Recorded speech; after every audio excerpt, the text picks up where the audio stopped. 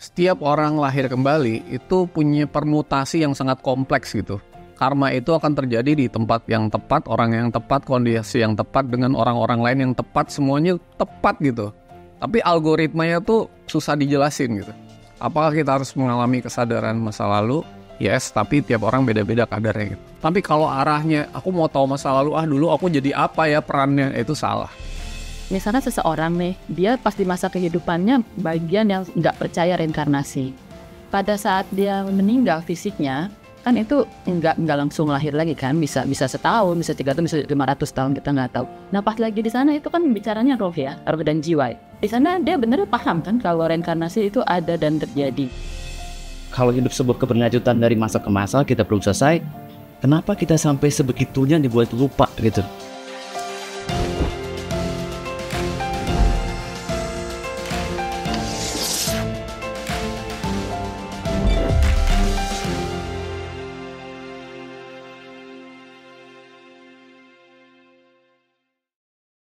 Assalamualaikum, selamat datang di Tiga Fakir. Nggak tahu apa-apa, nggak bisa apa-apa, dan bukan siapa-siapa. Masih bersama saya Abu, Sony, Dame, dan sama semua friends ada di sini.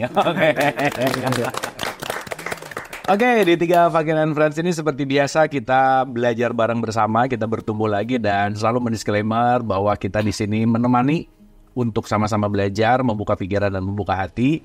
Dan kita nggak pernah berhenti untuk berterima kasih kepada sahabat Tiga Fakir dimanapun berada yang selalu nonton, selalu belajar, selalu komen, dan mudah-mudahan ini menambah wawasan, menambah warna dari apapun yang kita diskusikan, jadi bahan pelajaran untuk lebih dalam lagi memahami hakikat-hakikat dari semua pelajaran yang kita selalu bahas. So, kita akan mendalami topik yang sangat-sangat di ujung jurang ya. Pinggir ya. Topik pinggir jurang yang memang ini sering banyak pengen yang membahas tetapi tabu untuk dibahas gitu. Kita akan bicara tentang reinkarnasi. Nah, yang menarik adalah ada satu perspektif bahwa di Islam itu tidak mengenal reinkarnasi. Reinkarnasi itu produk dari Hindu atau Buddha gitu misalnya. Pun ini memiliki sudut pandang yang sangat luas sekali, dan harapannya adalah mungkin kita penting untuk mengosongkan dulu. Setidaknya kita tahu dulu knowledge-nya. Terlepas benar atau salah itu kan proses ya, dalam artian yang penting kita belajar terus untuk menambah pengetahuan. Setidaknya ada bumbu-bumbu yang mungkin kita belum pernah icip-icip dari diskusi kita. So, kita akan deep dive tentang reinkarnasi. Kepada ahli reinkarnasi, Mas Sony, silakan. Silakan, Mas. Pelaku. Kepada pelaku, ya, silakan. Oke, terima kasih Kang Abu, Bang Dame, teman-teman di sini. Saya mengucapkan terima kasih buat teman-teman yang hadir di sini untuk bisa membersamai kita belajar sama-sama. Nggak ada guru, nggak ada murid ya, untuk bisa sama-sama diskusi, belajar, dan juga teman-teman yang ada di rumah. Ini format baru membuat kita antusias untuk menjalani pelajaran bersama secara lebih interaktif gitu ya. Nah, reinkarnasi ini sudah pernah kita bahas di Tiga Fakir sebelumnya, ada 20 episode nggak salah. 20 episode reinkarnasi. Kemudian kita juga bahas di hukum 20 yang namanya hukum repetisi gitu. Repetisi itu artinya pengulangan gitu ya. Dan jadi di dalam perjalanan roh kita ini, diri kita yang sejati atau kita sebut sebagai aku dua. Aku dua itu kan ada aku yang lain yaitu aku tiga. Ini perjalanan untuk, sebagaimana sebelumnya kita membahas bahwa Allah Tuhan hendak mengalami pengalaman-pengalaman, kehendak-kehendak, keinginan, pengetahuan, kasih sayangnya, sifat-sifat itu melalui ruh-ruhnya gitu ya. Nah, ruh-ruhnya ini kemudian Allah memercik ruh ini, berarti membawa sifat-sifat Allah yang gak kenal mati, gak kenal sakit gitu ya, roh itu ya. Lalu jiwa juga sebagai bagian dari roh, dia juga membawa sifat-sifat yang gak pernah mati, gak pernah sakit, gak pernah menua, gak pernah jadi muda gitu ya, karena ini membawa sifat-sifat Tuhan. Nah, dua Adam dan Hawa ini atau roh dan jiwa ini itu kemudian diturunkan ke permukaan bumi gitu ya. Bumi umpamakan sebagai badan fisik. Jadi badan fisik di Quran itu namanya bumi gitu. Jadi mereka berdua diturunkan ke bumi dan hendak dijadikan khalifah di bumi. Itu bukan di bumi planet ini, tapi hendak menjadi khalifah dari tubuh kita, diri kita gitu. Jadi seharusnya roh itu menjadi khalifah Adam itu menjadi khalifah di bumi itu artinya menjadi khalifah dari atau pemimpin dari diri kita ini gitu ya. Nah, kemudian dalam perjalanannya ini dari satu sisi Tuhan hendak mengalami pengalaman ketuhanan yang berupa beraneka ragam gitu ya. Yang kedua adalah satu orang itu akan menjalani peran yang berbeda-beda gitu ya dalam setiap kehidupannya. Mengalami pengalaman yang berbeda-beda gitu. Sehingga dua ini diberikan fasilitas aku 4 yaitu tubuh fisik untuk menjadi kendaraan quote unquote dalam perjalanan dia hidup di alam semesta ini gitu. Nah, tubuh fisik inilah yang mengenal sakit, mengenal mati, mengenal tua gitu ya, mengenal memudar dan sebagainya. Roh dan jiwa adalah penumpangnya gitu. Lalu kemudian kendaraannya adalah badan fisik ini. Badan fisik ini itu kalau satu waktu tertentu dia mengenal kata expired, dia udah berakhir, maka itu harus ada kematian gitu. Berarti akhir hidup di episode itu dengan pengalaman dan peran seperti itu gitu ya. Tapi karena roh dan jiwa itu tidak kenal mati, maka dia akan mengalami proses setelahnya di antara kematian, lalu pada saat dia harus menjalani hidup kembali, dia akan diberikan kendaraan aku 4 yang baru gitu. Kalau di dalam ini namanya reinkarnasi. Kalau di istilah bahasa Arabnya itu takamus atau tanasuk gitu. Takamus artinya ganti baju, changing of shirt. Jadi ganti baju gitu, ganti tubuh fisik. Tanasuk itu artinya proses masuknya ruh ke dalam kendaraan yang baru gitu ya. Jadi mengalami proses repetisi, pengulangan gitu ya. Dan pengulangan ini mempunyai fungsi macam-macam. Pertama tadi pengalaman Tuhan yang hendak dialami berbeda-beda. Bayangin kalau hidup kita itu cuma menjalani peran yang sama lama gitu. Kan pengalamannya cuma itu-itu aja gitu. Tapi dengan adanya kita dijadikan bersuku-suku, berbangsa-bangsa. Kalau di 4913 untuk ta'aruf gitu. Ta'aruf yang paling benar adalah mengalami menjadi suku yang berbeda-beda gitu. Bangsa yang berbeda-beda. Jadi saya ta'aruf gitu. Bukan ta'aruf, bukan kenalan yuk, bukan. Tapi mengalami jadi suku macam-macam, bangsa macam-macam. Mengenal gitu. Di dalam prosesnya ini namanya hukumnya reinkarnasi dan pengulangan. Nah, pengulangan ini menjelaskan banyak hal yang sebelumnya nggak bisa dijelaskan. Misalnya sebagai contoh, kok orang nasibnya beda-beda, kok orang bakatnya beda-beda. Kenapa ada orang hidupnya cuman 10 tahun, ada yang 3 hari, ada yang 70 tahun, kok ada yang matinya cepet, ada yang matinya bahkan baru lahir langsung meninggal. Terus gimana tuh kalau hidup cuma sekali gitu. Menjelaskan banyak hal yang bisa dijelaskan yang sebelumnya ketika kita belum sadar mengenai makna kebangkitan atau reinkarnasi atau kiamat, kiamat 1 itu ya, proses hancurnya tubuh dan diberikan tubuh yang baru itu jadi tidak bisa dijelaskan. Dan bisa membongkar dogma-dogma yang sebelumnya itu kita pegang erat dan menjadi dogma yang mengikat gitu. Kalau bicara tentang bahwa ajaran ini adalah ajaran yang kelihatannya apa tadi Kang Abu bilang?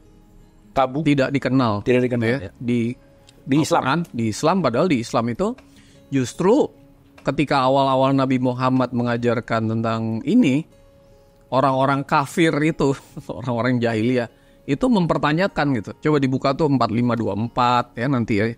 23 35 sampai 40, 16 38, 34 ayat 7, 44 35, 6 29 itu pertanyaan dari orang-orang yang Nabi Muhammad menyatakan gini, lalu mereka menanyakan lagi, apakah benar kalau saya udah mati saya dibangkitkan menjadi makhluk yang baru gitu. Itu kan pertanyaan orang. Kenapa ada pertanyaan itu? Karena ada yang menjelaskan gitu. Dan ada resistensi berarti. Ada resistensi gitu. Sampai sekarang kan berarti kan. Itu terjadi kan gitu. Banyak sekali ayat di Quran yang tidak terhapus mengajarkan tentang ini gitu. Dan bukan cuma di Quran, di Injil juga. Di Yohanes 3 ayat 1 itu ketika Yesus bertemu Nikodemus, dia juga menjelaskan tentang reinkarnasi gitu. Kelahiran kembali, dilahirkan kembali katanya, sebagai roh dan air misalnya. Jadi sebenarnya semua itu udah dijelaskan di kitab suci, tapi kitanya karena alasan politik, ya ini alasan lebih ke politik sih. Saya pernah jelasin di 3 fakir sebelumnya itu kalau di Kristen karena ada Sin Theodora itu kan yang memutus aliran reinkarnasi, lalu di Islam karena dibanding pelajaran raja-raja tuh intinya nggak mau ada ajaran ini gitu. Raja-raja zaman dulu tuh nggak mau karena kalau dia zalim kepada rakyat dia akan lahir lagi jadi mengemis segala macam. Jadi membuat kita tuh jadi equal kan, nggak ada kasta gitu. Nah itu banyak yang nggak mau jadi ditutup gitu. Lalu kemudian di Quran juga dibilang ketika kamu hidup dan aku mengulanginya kembali, ada kata-kata jelas gitu kan, mengulanginya kembali itu di 29:19, 10:34, 27:64 gitu. Mengulanginya kembali itu artinya repetition kan, sesuatu diulang tuh berarti pertama bisa sama atau belum lulus gitu. Sehingga kita tuh sebenarnya nggak bisa menyangkal bahwa ayat-ayatnya masih ada, kata-katanya jelas, dihidupkan dimatikan di 228 misalnya, lalu kemudian di 19:15-33 dihidupkan, dimatikan, dan dibangkitkan, lahir kembali gitu kan. Ada kata-kata dibangkitkan, lahir kembali, itu apa maksudnya gitu. Jadi secara tekstual belum hilang, secara logis ini sangat masuk akal gitu. Tapi memang masuk akal yang mana dulu? Kalau akal di akal otak kita tuh baru ada setelah kita lahir kan. Jadi kalau otak kita ditanya, kamu pernah reinkarnasi nggak? Ya belum, karena kan otaknya baru ada sejak bayi gitu. Kayak di 1670 tuh dijadikan bayi lagi yang paling lemah supaya kamu tidak tahu apa-apa sebelumnya gitu. Tapi kalau kita naik ke kesadaran lebih tinggi di level jiwa dan roh, kita bisa menyadari kembali bahwa reinkarnasi atau kelahiran kembali sebagai hukum pengulangan itu sesuatu yang secara hakikat itu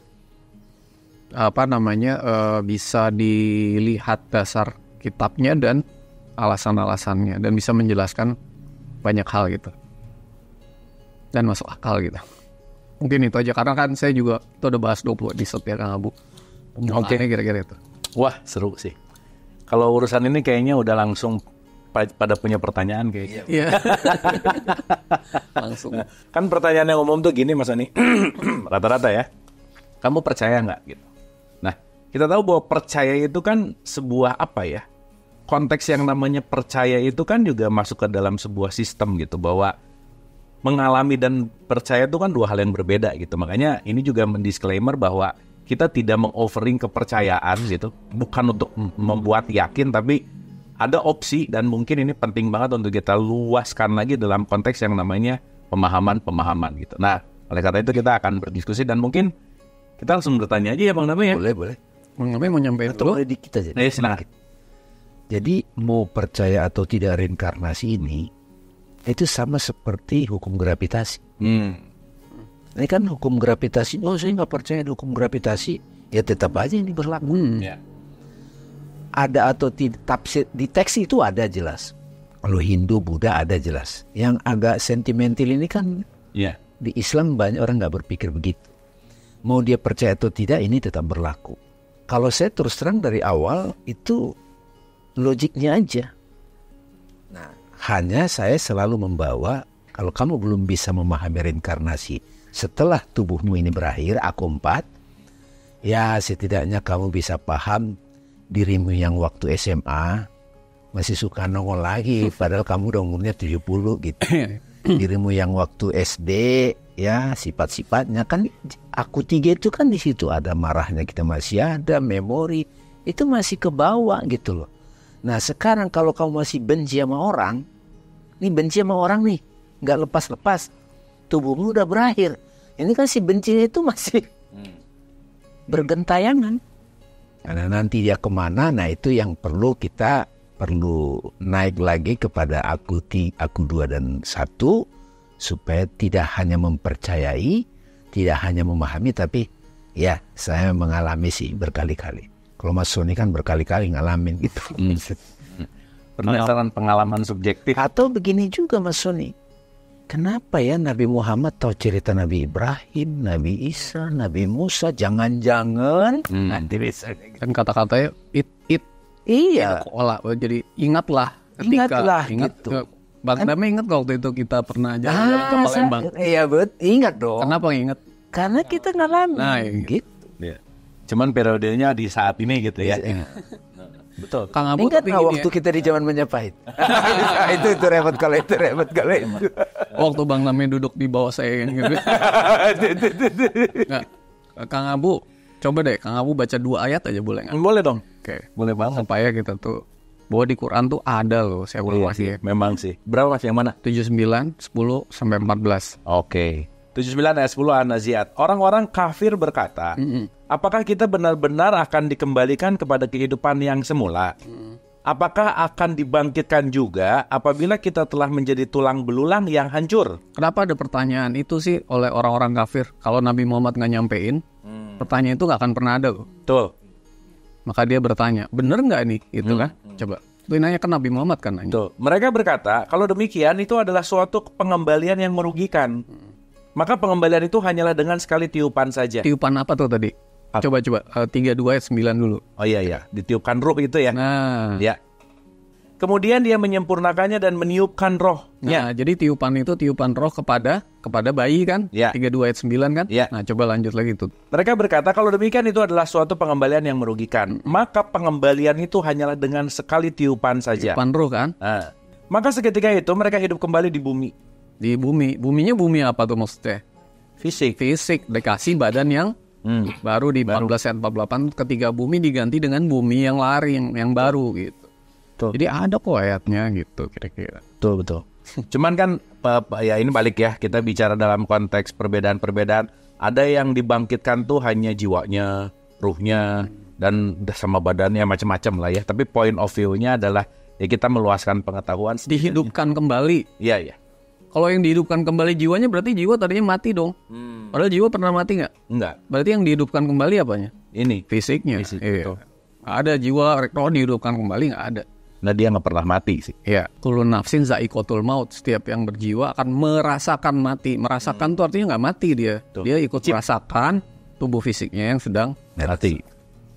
Sorry. Ya oke. Mantap. Oke. Maria mungkin kelihatannya pengen banget nanya gitu. Kembali ke aku satu kan istilah lainnya enlightenment gitu ya. Pas saya nonton Isra Mi'raj itu kan menjelaskan tentang itu juga ya, bahwa untuk mengalami pencerahan itu diawali dari perjalanan ke tempat yang jauh dulu, yaitu lembaran-lembaran kita tuh kita kayak dibukakan lagi kan, tidak masa gerak sampai akhirnya kembali ke titik awal nih, pertama kali kita siklus pertama tuh kita ngalamin gitu. Nah ketika situ barulah kita ditarik untuk kembali ke pusat atau enlightenment itu. Pertanyaannya, apakah semua orang yang enlightenment itu memang mengalami persis seperti itu, yang semua terbuka setiap episodenya itu, ataukah ada yang nggak dengan cara seperti itu dia bisa kembali? Oke. Jadi di Quran di 21 104 atau 10 ayat 4 itu digulung seperti lembaran gitu. Jadi artinya tuh setiap episode kehidupan kayak membuka lembaran baru gitu. Lembaran demi lembaran. Nah, pertanyaannya kan Isra Mi'raj kan waktu itu kan. Isra itu kan nanti perjalanan dari Masjidil Haram ke Masjidil Aqsa. Aqsa itu kan artinya tempat terjauh.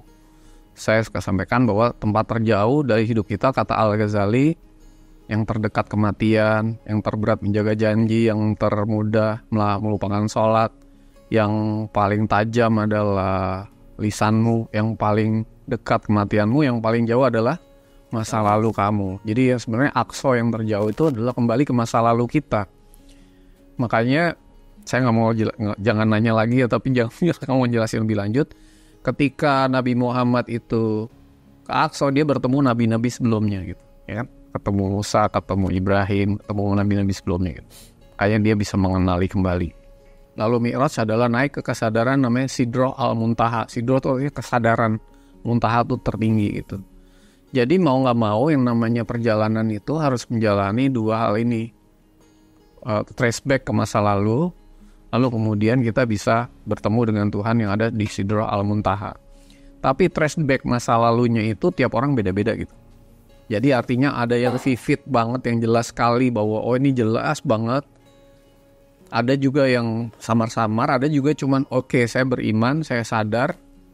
Ujung-ujungnya perjalanan ke Aqsa itu adalah untuk membimbing kita mengenali hal-hal yang harus disucikan gitu. Dengan memaafkan, apa tadi 3 itu? Orang lain, peristiwa dan diri sendiri. Ujung-ujungnya untuk mengenali. Iya, jadi orang lain yang harus dimaafkan, apakah cuma orang lain yang ada di hidup ini? Enggak, orang lainnya banyak yang pernah kita temui sepanjang perjalanan jiwa kita kan. Peristiwa yang harus dimaafkan apa cuma di hidup ini? Enggak, ada peristiwa traumatik yang harus dimaafkan yang lalu-lalu. Makanya ada orang yang punya metode untuk dihipnosis sehingga dia balik ke masa lalunya, kemudian dia memaafkan peristiwa itu, sehingga begitu balik lagi dia langsung plong. Itu kan namanya di regres, dibawa ke masa lalu dia. Dan waktu dia di regres itu kan kesadaran lebih tingginya yang sadar. Kesadaran otaknya bingung nih kapan peristiwanya gitu. Dan diri sendirinya juga diri sendiri dari perjalanan yang lalu-lalu gitu. Nah, pertama bagaimana kita bisa mempunyai maaf dan punya kesadaran itu kalau kita nggak punya kesadaran bahwa hidup itu berulang gitu. Hanya hidup kali ini aja. Sehingga ketika suatu hari kita ketemu orang di MRT ngajak kenalan, aku nggak kenal kamu gitu. Tapi kenapa ketemu gitu? Nih ketemu nih. Kenapa kita ketemu? Yoi. Emang kita nggak ada fungsinya ketemu sekarang ini? Karena mungkin orang lain menganggap bahwa hidup ini cuma sekarang. Aku baru ketemu kamu. Aku ketemu kamu ya sekedar ketemu. Padahal kita ketemu itu karena ada kaitan masa lalu dan harus saling memaafkan gitu. Jadi kesadaran untuk ke masa lalu itu tujuannya untuk banyak hal sih. Pertama untuk tahu diri kita. Kedua untuk memaafkan dan mengampuni. 3 hal itu. Ketiga kadang-kadang kita diberi penugasan sesuatu yang dulu pernah kita lakukan tapi belum kita selesaikan. Banyak sih gitu. Macam-macam. Jadi pertanyaannya, apakah kita harus mengalami kesadaran masa lalu? Yes, tapi tiap orang beda-beda kadarnya gitu. Ada orang yang jelas banget, ada yang nggak terlalu jelas. Yang penting tuh esensinya diterima.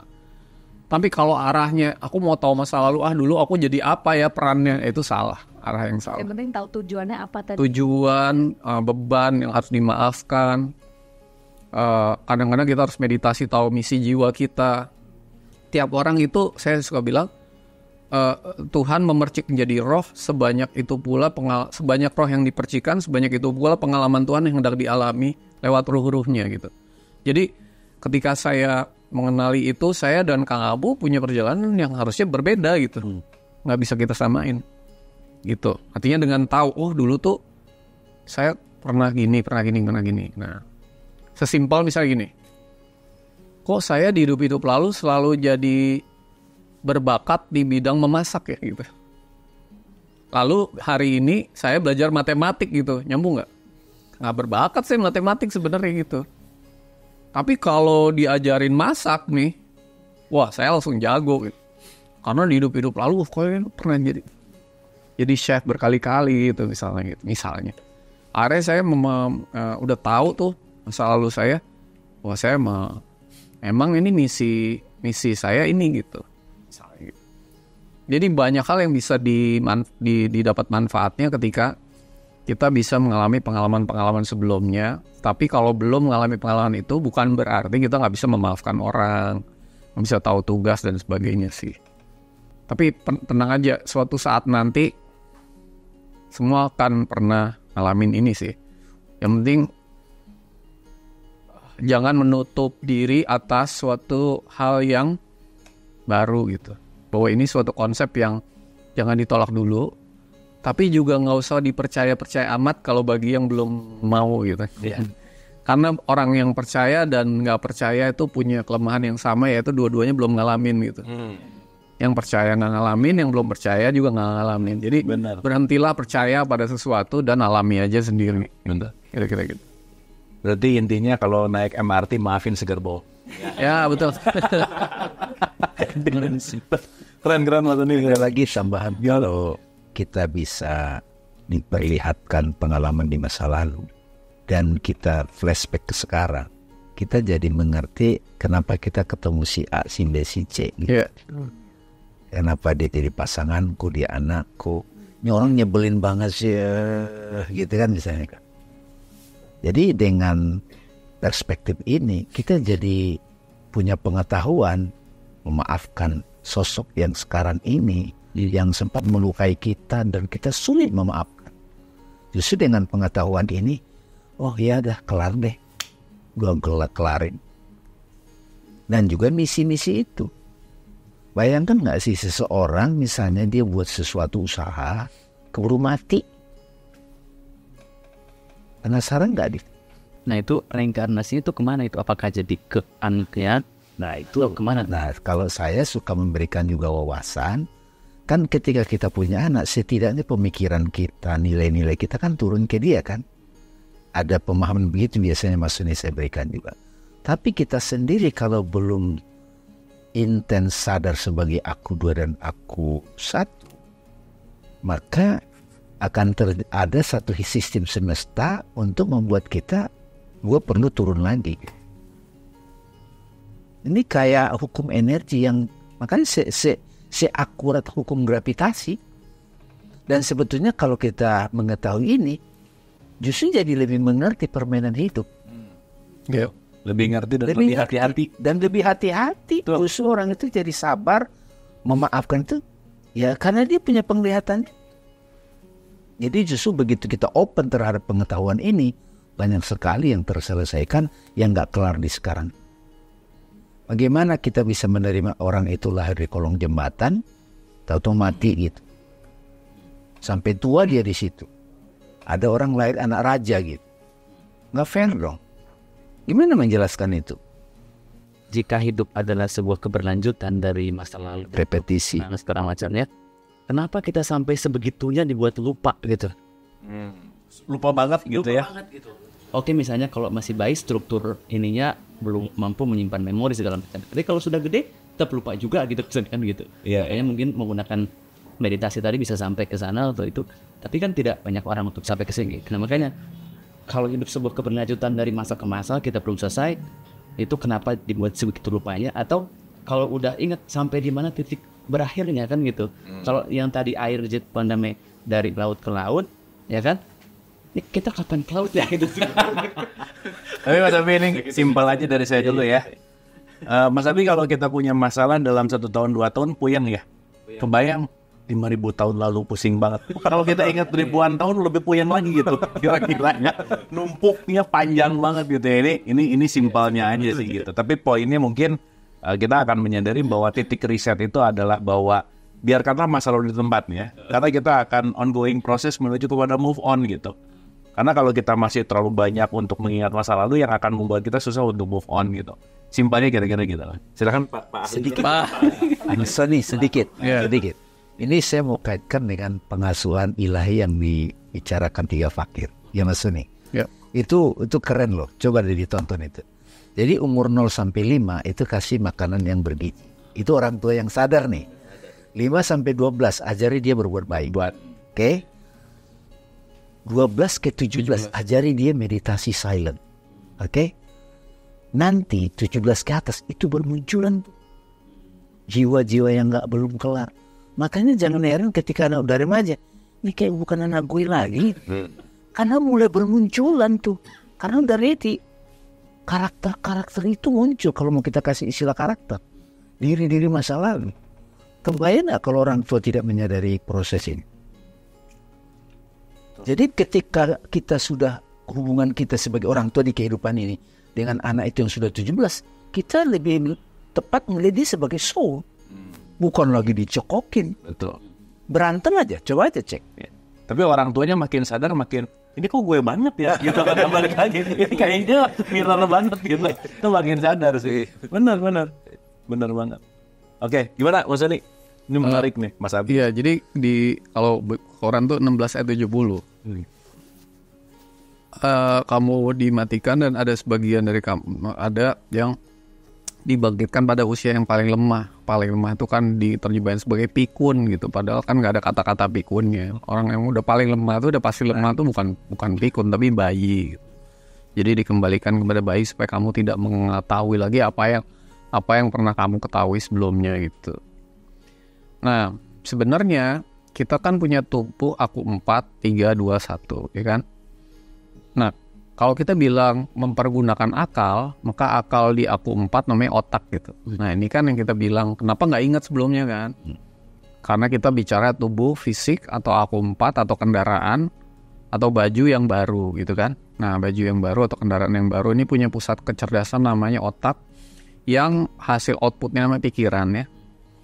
Lalu kemudian kita bicara di aku 3. Aku 3 itu adalah jiwa yang punya pusat kecerdasan namanya memori gitu. Jiwa itu salah satu elemennya tuh memori, ingatan. Itu ada di jiwa ingatan itu.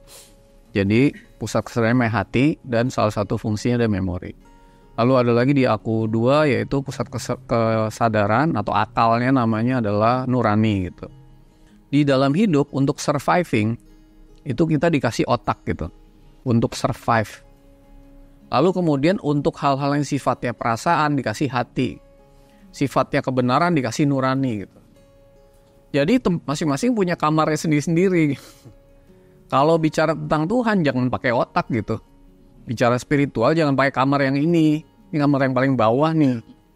Yang terbatas. Kalau semua memori reinkarnasi itu ditaruh di otak langsung meledak tuh otak kita gitu. Kayak Kang Abu bilang gitu. Karena bukan tempatnya gitu. Tempat otak adalah untuk otak cepat lupa. Sangat memorinya sangat terbatas. Hanya untuk surviving aja gitu. Tapi buat hal tertentu ada di kesadaran lebih tinggi. Saya dibilang, orang ini salah sama saya di hidup ini. Tapi kok saya harus maafin dia? Kan otaknya gak nyampe tuh. Tapi di kecerdasan spiritual yang namanya hati, apalagi nurani, itu sangat masuk akal gitu loh. Harus memaafkan musuh-musuh. Gimana sih? Gimana cerita? Padahal musuhnya jadi anaknya gitu. Secara akal masuk akal gak tuh?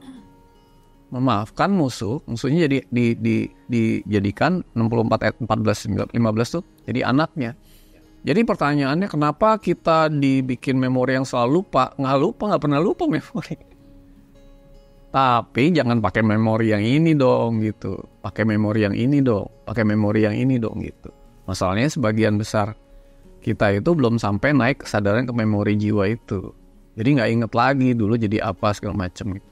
Apalagi baru masuk memori otak aja udah ngeblocking.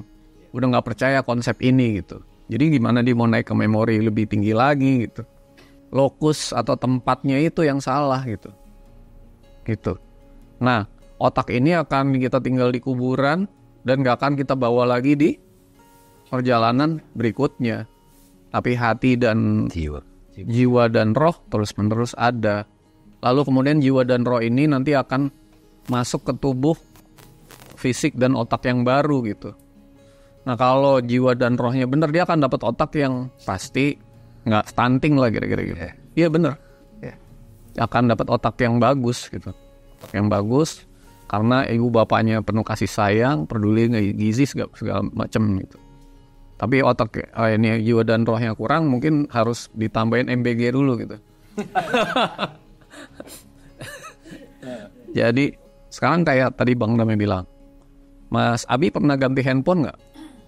Pernah. Nah, handphone diganti kan, casing diganti kan? Gitu, handphone diganti, programnya pindah ke handphone yang baru. Pindah. Pindahnya lanjut kan berarti kan? Tapi handphonenya kan programnya pindah.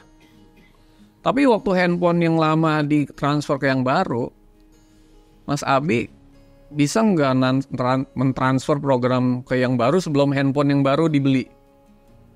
Nggak bisa kan? Berarti handphone yang baru harus beli dulu dong, ada dulu dong, baru pindah kan? Kalau nggak mau dipindah kemana betul? Si program ini waktu dipindah, ya langsung pindah 100% apa cicil? Bertahap. Makanya nggak mungkin anak bayi blok langsung pindah blok gitu. Bertahap dia sampai dewasa gitu, sampai area pindah ke yang baru ini. Makanya ketika dia dewasa di surat 12 ayat 22 1084 itu ketika dia dewasa 2814 dia akan diberikan hikmah lah. sesudah dewasa usianya gitu. Jadi nggak bisa ujuk-ujuk. Makanya anak kecil jangan diajarin ini dulu, disiapin dulu gitu. Karena dia bertahap sampai akhirnya dia pindah. Gitu. Ya kan? Nah, kan nggak ngulang lagi dari awal kan? Iya. Nah, tapi si handphone ini kapasitasnya misalnya taruhlah 512 nih. Bisa nggak dinaikin kapasitasnya tapi nggak di sini? Kita harus bayar apa? Cloud. Cloud itu bisa nggak terbatas nggak? Nah itu roh gitu. Nggak ada di sini, tapi di sesuatu yang nggak terbatas gitu. Tapi bisa dipakai nggak? Bisa gitu. Makanya di aku satu itu, kedua kita bisa dapat kesadaran yang kita belum dapat sebelumnya, yang ada di atau di mana gitu. Gitu. Nah nanti kalau handphone ini udah lama-lama masa nggak kena rusak kan harus rusak kan? Ada masa expired. Ada masa expirednya. Tuh. Tapi data masih dari cloud gitu. Tapi Mas Abi tenang aja, belum dewasa kan? Belum 100% berarti. masih transferring. Nah kalau nggak dewasa nggak anaknya mandi junub. Berarti menuju. Bercanda. Iya. Oke, Mbak Bem tadi kayaknya kelihatan mau ada sesuatu. Silakan. Iya, ada yang mau ditanyakan. Jadi walaupun misalnya seseorang nih, dia pas di masa kehidupannya bagian yang nggak percaya reinkarnasi. Pada saat dia meninggal fisiknya, kan itu nggak langsung lahir lagi kan, bisa setahun, bisa 3 tahun, bisa 500 tahun, kita nggak tahu. Nah pas lagi di sana itu kan bicaranya roh ya, roh dan jiwa. Di sana dia bener paham kan kalau reinkarnasi itu ada dan terjadi gitu, itu satu. Ya walaupun nanti lahir lagi dia masih masuk bagian yang nggak percaya gitu kan. Itu satu. Terus yang kedua, kalau kita ibaratkan kayak pohon rindang gitu, yang ketemu lun lagi itu kan katakan yang di satu branch gitu ya, yang satu cabangnya kita nih ketemu mungkin dulunya udah satu cabang sini, ketemunya dia lagi gitu, karena masih banyak PR juga. Tapi kalau ada statement yang kita di saat lagi mati kita bisa memilih kita mau lahir di mana. Nah kalau tiap orang satu branch tadi, ada yang mau lahir di Jepang, ada yang mau lahir bahkan di Mars gitu, ada yang mau lahir, dia belum bayar PR dong sama orang-orang tersebut pada berserakan gitu. Itu gimana tuh? Oke, jadi yang pertama tuh perpindahan yang nggak percaya, yang kedua memilih untuk lahir di mana gitu ya kira-kira ya. Oke, silakan Mas Andi. Iya, jadi saya nggak bisa jawab nih. Jadi pertama orang mau percaya nggak percaya, kata Bang Dame bilang itu bahwa itu akan pasti terjadi. Jadi proses itu akan terjadi. Yang bilang nggak percaya kan otaknya. Dan sebenarnya itu dialami. Jadi banyak orang nggak percaya tapi ngalamin loh. Mengalami tapi belum ada kepercayaan. Misalnya gini. Tapi ketika ditanya misalnya kenapa ya ada orang hidup satu susah, satu penuh dengan kesulitan, satu penuh dengan kemudahan atau kesejahteraan, itu takdir Allah katanya gitu. Jadi banyak hal-hal yang meskipun dengan kepercayaan itu dia tidak bisa menjelaskan banyak hal dalam hidup ini. Nah jadi mau percaya mau enggak, itu semua proses akan dialami sama. Mau yang percaya mau enggak, itu akan mengalami proses yang sama. Makanya dibilang akan menghadap pada mahsyar, itu artinya bukan lapangan tapi suatu sistem yang sama gitu buat semua orang. Enggak dibedakan satu sama yang lain. Jadi akan ngalamin hal yang sama. Bahwa ada yang misalnya mengalami proses di antara kematian itu singkat sehari, ada yang 50 tahun gitu. Itu bukan berarti prosesnya berbeda, tetapi tingkat kepasrahan dari masing-masing roh itu beda-beda. Ada yang misalnya, sebagai contoh misalnya kan di 3 fakir kita jelasin mengenai bumi dan langit, yaitu jasad fisik bumi, langit itu adalah non-fisik. Mengalami itu adalah instrumen, mengalami realitas yang namanya dunia dan akhirat. Yang bagus dunia akhiratnya, realitas yang bagus namanya surga, yang buruk namanya neraka. Ketika orang mati, lalu badan buminya hilang, dunianya harusnya dilepas, ditinggalkan, dipasrahkan, di cut off. Yang dihadapi waktu mati hanya akhiratnya aja. Tapi dunianya bisa nyangkut kan? Ya. Yang disebut barzah, alam nyangkut itu. Jadi sebenarnya dunianya udah selesai tapi ke bawah-bawah gitu. Jadi dia masih mikirin anaknya, istrinya, hidupnya dan sebagainya. Ini bisa panjang proses nyangkutnya nih, barzahnya bisa panjang nih. Ada pengadilannya gitu. Sistem. Bisa panjang sekali, tergantung dengan kepasrahan tiap-tiap orang gitu. tapi juga bisa singkat gitu. Tapi akan mengalami proses yang sama gitu. Kira-kira gitu. Jadi yang tadi Pamela bilang bisa setahun, bisa ada yang 100 tahun kalau di Al-Quran surat 259 misalnya itu bisa 100 tahun. Bisa juga singkat, bisa juga pengembalian itu dengan sekali tepukan aja kalau Al-Quran. Jadi cepat gitu, bisa tergantung. Setiap orang lahir kembali itu punya permutasi yang sangat kompleks gitu. Semesta ini ngaturnya sangat kompleks, tapi karma itu akan terjadi di tempat yang tepat, orang yang tepat, kondisi yang tepat, dengan orang-orang lain yang tepat, semuanya tepat gitu. Tapi algoritmanya tuh susah dijelasin gitu. Jadi misalnya ada satu yang dilahirkan kembali karena karmanya, satu lagi misalnya karena pelajarannya, satu lagi mungkin karena tugasnya, satu lagi orang yang bisa mendrive hidupnya sendiri, jadi dia udah punya kesadaran di aku satu sampai dia bisa nentuin jalurnya sendiri gitu. Jadi semua variabel-variabel yang tadinya eksternal itu jadi internal. Dari tadinya uncontrollable becoming all controllable gitu. Karena dia udah bisa ngatur path-nya sendiri. Dia nggak terikat oleh ikatan karma apa tugas gelapnya. Dia bisa ngatur sendiri. Nggak semua orang bisa begitu. Jadi orang-orang yang sudah sampai ke kesadaran aku satu lah yang bisa menentukan, oh abis ini saya maunya lahir di sini dan sebagainya, karena dia udah tahu nih. Jadi meditasinya itu benar-benar udah dalam banget gitu. Bagi kebanyakan orang yang berlaku seperti di surat 56 ayat 88.1, dia akan dibangkitkan dengan kondisi yang dia tidak ketahui. Tapi ada orang-orang juga yang memang namanya juga udah di aku satu dan dia menentukan. Sebenarnya kan free will itu, kehendak bebas, itu ada di tiap tingkatan aku gitu. Ada orang yang punya free will di aku 4, free will di aku 3, free willnya di aku 2. Nah, di level aku 1 juga ada free will. Yang tiap-tiap kita beda-beda gitu. Misalnya Allah hendak mengendaki free willnya Kang Abu, aku satunya Kang Abu itu mengendaki hidupnya begini gitu. Free will aku satu saya bisa beda loh. Misinya tuh tugasnya beda gitu. Pengalaman yang hendak dialami beda. Nah, jadi ada yang dikendalikan, ada yang mengendalikan gitu. Nggak semua orang bisa mengendalikan kelahiran kembali berikutnya. Cuma yang udah di aku satu. Ya, yang Ada sudah satu bisa mengkontrol. Tuhnya. Kisah yang suka saya kutip tuh waktu kita bahas reinkarnasi. Kan dalam wawancara itu Dalai Lama pernah bilang, nanti aku mau lahir di India kan. Tiba-tiba dia udah ke aku satu dong.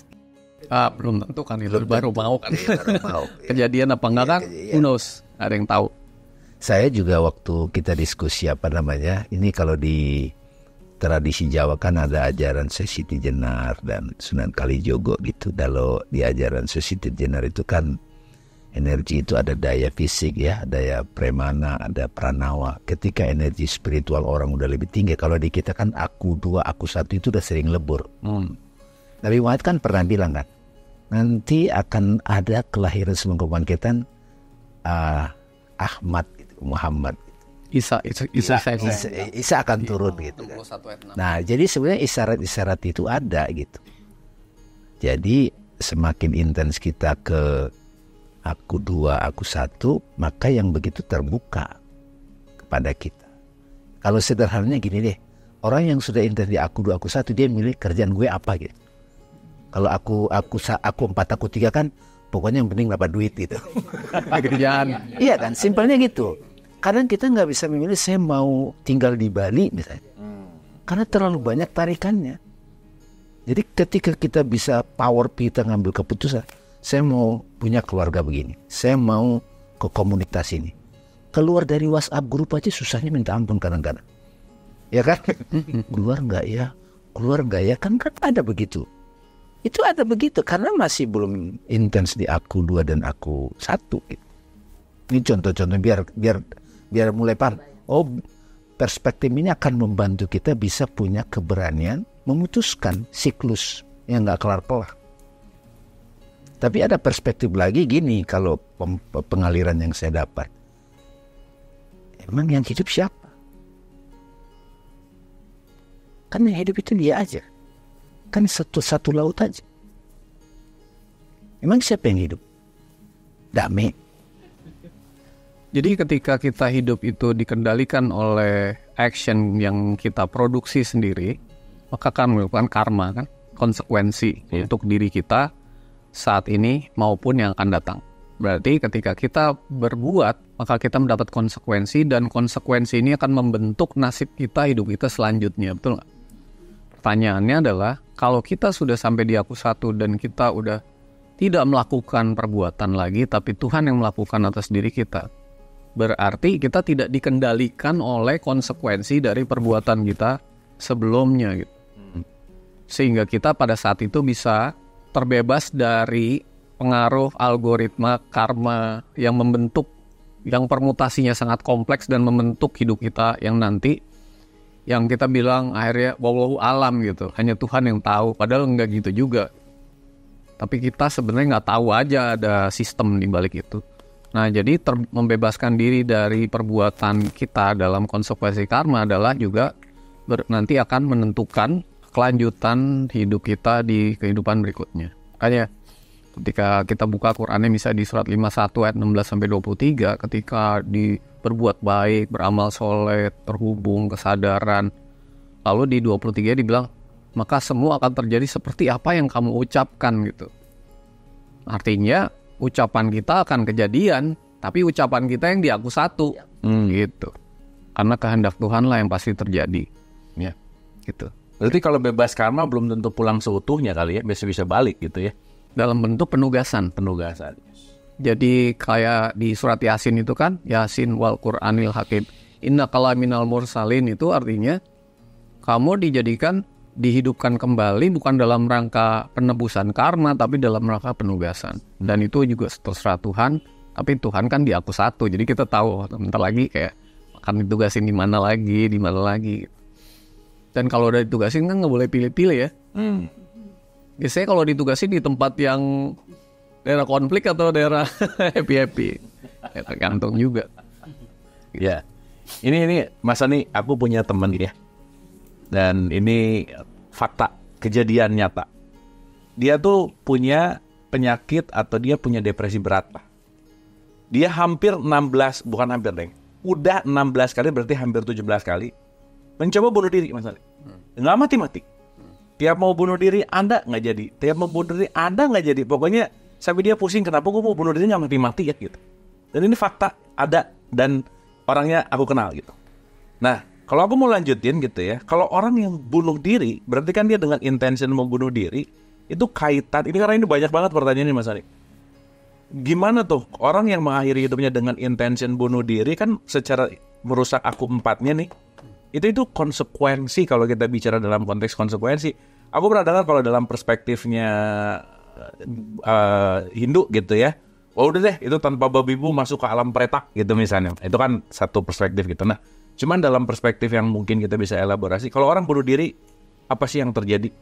Di satu sisi bunuh diri itu secara non fisik atau kesadaran akhiratnya itu ada di dalam suatu penyesalan, kebencian terhadap diri sendiri ya, yang ada di alam yang tanpa batas. Jadi nanti penyesalannya tuh jadi ketika dia bunuh diri kan ada penyesalan terhadap diri sendiri. Begitu dia nggak punya badan, dan itu masih dibatasi oleh tubuh fisik. Begitu dia ada di dalam penyesalan tanpa tubuh fisik, ini bisa dikalikan penyesalan ini ribuan triliun zilion kali gitu. Jadi benar-benar lebih gelap lagi. Makanya kata Quran di 17 ayat 82 nggak salah ya, atau berapa tuh, ketika orang itu gelap hatinya di dunia, di akhirat dia lebih gelap lagi gitu. Betul. Di satu sisi itu, di sisi lain, ketika dia diberi sesuatu dia tidak bersyukur malah membunuh dirinya, maka kira-kira Tuhan akan kasih fasilitas tubuh yang seperti apa di hidup berikutnya? Dia pasti dikasih yang lebih bagus atau lebih jelek gitu. Ya kira-kira logika simpelnya, kalau udah dikasih ini tidak disyukuri, gimana mau dikasih yang lebih baik lah gitu kira-kira. Jadi secara dunia, lahir, batin, bumi, akhirat, bumi, langit, itu akan sangat-sangat merugikan dirinya sendiri. Dan kan orang berharap bunuh diri kan dia nggak akan hidup lagi. Padahal gimana? Lahir lagi. Lahir lagi. Makanya jangan pernah punya konsep bahwa kita ini bisa melarikan diri dari Tuhan gitu. Mau lari kemana gitu? Ya, itu kan solusi praktis untuk mengakhiri kesedihan misalnya, mengakhiri penderitaan yang dia mungkin nggak ngerti long termnya gitu ya. Jadi ya akhirnya dia akan masuk ke dalam neraka yang lebih dalam lagi gitu, kira-kira gitu. Oke. Tapi memang itu ya perjalanan kan yang harus dia lewati gitu. Tuh. Kita nggak boleh judging lah. Ya udah. Tuh. Oke. Ada lagi? Mau nanya tentang fraction of soul gitu ya. Karena kan susah memahami ini, jadi mohon dijelaskan dengan term energi, vibrasi, dan frekuensi gitu. Supaya saya tuh enggak gitu, kok bisa memori saya dari memori orang. Dan bagaimana cara melepasnya? Oke. Silakan. Oke. Kayaknya gue terus. Fraction of soul atau pecahan jiwa itu, makanya saya suka bilang kalau orang meninggal harusnya RIP, rest in peace kan. Padahal banyak kan rest in pieces gitu loh, terpecah-pecah jiwanya gitu ke banyak pihak. Misalnya gini ya, dalam hal barang nih, saya sangat melekat kepada satu barang tertentu gitu. Taruhlah kalau wanita tas gitu misalnya ya. Lalu kemudian dia meninggal gitu. Emang jiwa yang memikirkan barang itu masih ada di situ dan masih kepikiran kan? Misalnya gini deh, lagi jalan-jalan gitu, tahu-tahu ada tas bagus gitu. Terus sampai rumah kepikiran terus gitu. Nempel deh. Pecah jiwanya. Iya ke situ. Iya. Sampai kita benar-benar lepasin itu balik lagi gitu. Ya kan? Saya sama Kang Abu di hidup lalu misalnya berantem gitu. Suhan, dendam. Nempel tuh. Nah, nempel tuh jangan saya sama anak saya deh. Di masa lalu misalnya berantem dan ada dendam dan kemudian tidak selesai gitu. Tidak saling memaafkan baik dari saya maupun anak saya. Lalu di hidup ini jadikan anak. Jiwa saya tuh ada di dia gitu. Nempel. Karena kemelekat, kan namanya juga kemelekatan kan. Jadi melekat di dia. Karena melekat di dia, di satu sisi, kalau saya berdoa, bisa ngajak dia untuk ikut sama-sama berdoa dan mohon ampun kepada Tuhan. Kan jiwa saya ada di dia. Jadi bisa diajak bersama-sama. Itu fungsinya, kenapa jiwa itu nempel. Misalnya gini, ada yang ayahnya udah meninggal, lalu kita mendoakan dia, terus kita, jiwanya masih ada di dia. Kita bisa mengajak bersama-sama jiwa dia, arwah dia itu bersama-sama berdoa agar dua-duanya lepas gitu. Tapi di sisi lain, jiwa yang nempel itu harusnya bisa saling melepas dan memaafkan jadi satu gitu. Nah, kadang-kadang nih misalnya Ria mau datang ke satu acara spiritual gitu ya. Lalu udah siap-siap nih mau berangkat, anaknya yang godain gitu.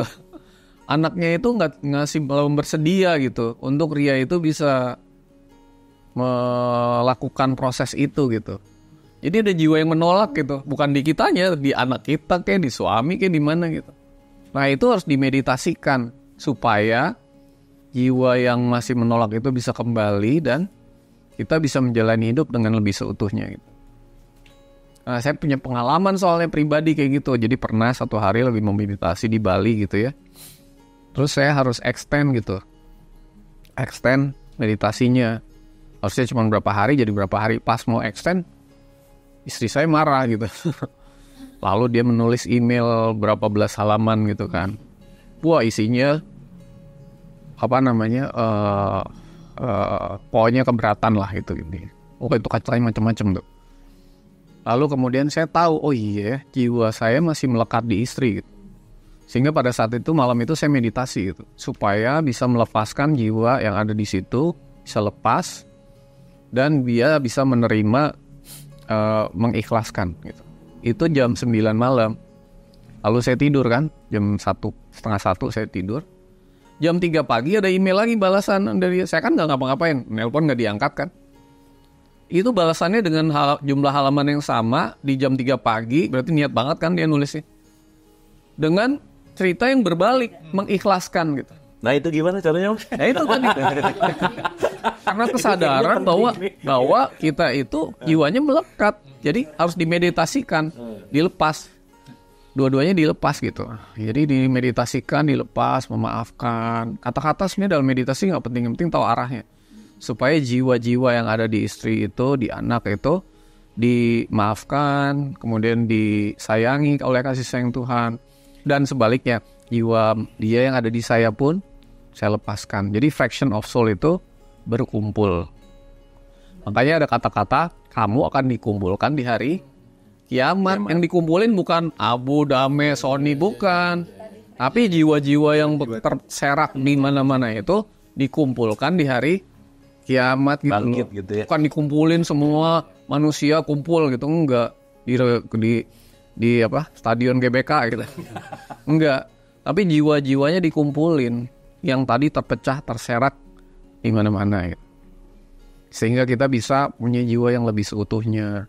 Kita bisa hidup lebih bahagia, memaafkan orang lebih seutuhnya gitu kira-kira. Sebenarnya ini kita lakukan sehari-hari sih. Dengan orang di kantor, dengan teman gitu ya. Kita kepikiran, dia kepikiran gitu. Sebenarnya kalau sudah pakai perspektif aku 4, aku 3, aku 2, aku 1. Aku 3 itu kan banyak yang nempel kan. Ya kan? Jadi baru kalau kita stay di aku 2, maka aku 2 dalam hening itu akan teraliri kan.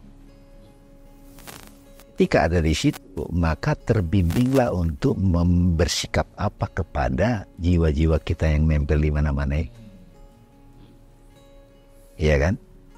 Itu yang disebut itu kalau kita kembali bertobat, kembali kepada Allah, kembali kepada jati diri kita terhubung dengan Tuhan, tiba-tiba kok kelar dengan sendirinya gitu. Betul. Dan akhirnya ketemu lagi kan kalau nempel. Ketemu lagi gitu. Kan besok ketemu lagi. Ya kalau ketemu, kalau bisa mau orang yang beda lagi lah. Jangan dia lagi gitu. Bosan juga. Jadi supaya semua jiwa-jiwa yang nempel pun dalam orang, manusia lain, sesama, peristiwa itu kalau kita nggak lepaskan, kan berulang nggak peristiwa itu? Iya. Ya karena ada jiwa kita di peristiwa itu. Lalu tempat, Ya? tempat itu kalau kita nggak, misalnya kenapa sih harus lahir di sini? Ada sesuatu dulu yang ada di sini yang kita harus selesaiin. Gitu. Jadi kepada tempat, kepada segala hal gitu. Kalau nggak kita kan mengalami repetisi di hal yang sama. Gitu. Orang yang sama, tempat yang sama, kejadian yang sama gitu. Buktinya nempel di tempat itu kalau di sana sotonya enak, ke sana lagi kita.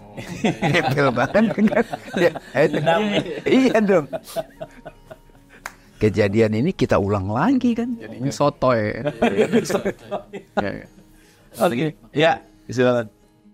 Dulu saya sering banget ikut orang yang mengelola kajian itu. Mungkin 10 tahun yang lalu gitu. Dan menghayati setiap momen-momen itu. Nempel lagi. Nah, terus orangnya meninggal gitu. Nggak tahu kenapa, sekarang saya nerusin kajian itu, tapi dengan format yang kurang lebih sama. Apakah itu juga bagian dari reinkarnasi dari atas truk nempel ke saya, kemudian itu gimana? Nah, reinkarnasi itu nggak bisa dijelasin dengan hanya simple. Kenapa gini, per peristiwa gitu loh. Karena permutasinya itu sangat kompleks. Jadi kalau kita lihat algoritma di artificial intelligence saja itu kompleks sekali gitu. Perlu microchip yang segede lapangan gurun di Texas gitu. Ini yang apalagi reinkarnasi. Mau jelasinnya tuh susah. Cuman bisa karena Mas Abi punya fraction of soul di peristiwa itu, bisa juga karena memang ditugaskan di dalam hidup ini misi jiwanya waktu itu gitu. Dan misi jiwa pada waktu di antara kita mati dan hidup lagi, kita tuh kayak Iqra kita baka itu loh di surat 17, 13 sampai 15 tuh membaca kitab kita sendiri gitu. Kalau kita baka tuh bukan cuma membaca kitab yang lalu, tapi yang akan dihadapi, akan datang gitu. Jadi sebenarnya Mas Abi itu sedang menjalani misi jiwanya yang Mas Abi sudah janjikan sendiri sebelum Mas Abi hidup di hidup ini gitu. Yaitu untuk melakukan itu gitu. Nah, misi dan visi itu beda ya. Kalau visi itu jangka panjang, kalau di perusahaan kan ada visi misi. Visi itu jangka panjang, jadi kembali ke Tuhan, itu visi. Tapi misi adalah jangka pendek per hidup. Jadi misi jiwa di hidup ini Mas Abi itu gitu. Misi jiwa saya salah satunya bikin 3 fakir gitu. Kan aku udah bilang ke semua Kang Abu juga sama Bang Dame. Itu misi jiwa saya gitu. Kalau misi jiwa saya ini nggak saya laksanakan, maka saya harus membayar janji gitu di hidup berikutnya gitu. Makanya banyak orang yang mungkin akan mengulangi peristiwa yang sama karena janjinya itu nggak ditepatin gitu. Kira-kira gitu. Oke, mantap. Terima kasih. Ini diskusi yang luar biasa. Banyak sekali yang masih ini ya. Iya, kayaknya kita bikin part 2 kayaknya. Mau ada yang nanya? Sedikit aja lagi ke visi misi. Kalau misalkan kayak corporate itu kan visi satu ya, being gitu kan.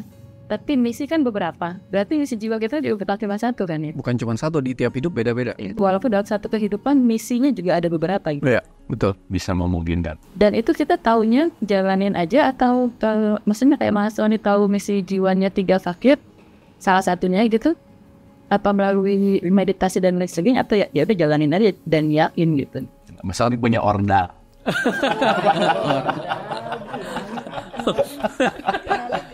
Mau dikenalin nggak? Iya, jadi misi itu bisa dimeditasikan. Ketika kita meditasi khusus untuk itu, kita akan dibuka gitu, diingatkan kembali lebih tepatnya. Dan saya suka bilang kan ada ketika kita di Aku 2 tuh ada malaikat namanya malaikat Israel. Sering diterjemahkan sebagai pencabut nyawa gitu. Padahal bukan pencabut nyawa. Dia itu emang nanti membantu kita mencabut nyawa, tapi di tengah-tengah itu dia ngingetin loh. Dulu pernah janji ini gitu. Pernah janji ini ya gitu. Diingatkan sama dia gitu. Kamu pernah melakukan ini, janji ini segala macam. Nah, lalu biasanya dikasih kemudahan sama Tuhan dengan memberikan tanda-tanda gitu. Ada tanda-tandanya dalam hidup ini. Oh, kayak Pamela gitu harus belajar tentang ilmu metafisika gitu misalnya kan. Nah, itu dikasih jalannya gitu. Nah, tinggal kita mencocokkan antara ini misi gue beneran atau apa ya, kok ada undangan dalam hidup saya atau pengarahan ke arah itu gitu misalnya gitu. Tapi misi orang yang paling terutama yaitu membuka, mengarahkan, menghubungkan seluruh keberadaan dirinya kepada Tuhan. Itu misinya pasti itu gitu, melalui banyak tugas-tugas yang setiap orang beda-beda. Yang penting bukan misi, Bang. Mantap, terima kasih. Tepuk tangan dong, seru banget. Oke, mudah-mudahan dari obrolan ini ada sesuatu yang bisa diambil pelajaran. Tetapi apapun itu poinnya, berbicara dalam konteks perspektif reinkarnasi, mau kita bicara past life atau the next life, jangan lupa bahwa masa depan adalah ilusi, masa lalu adalah memori, hidup adalah di sini dan saat ini. So, yang paling terpenting adalah bagaimana kita selalu merayakan hidup untuk bisa being present, karena yang paling terpenting adalah bagaimana kita selalu menghidupi diri kita di sini, sekarang, dan saat ini. Terima kasih. Thank you.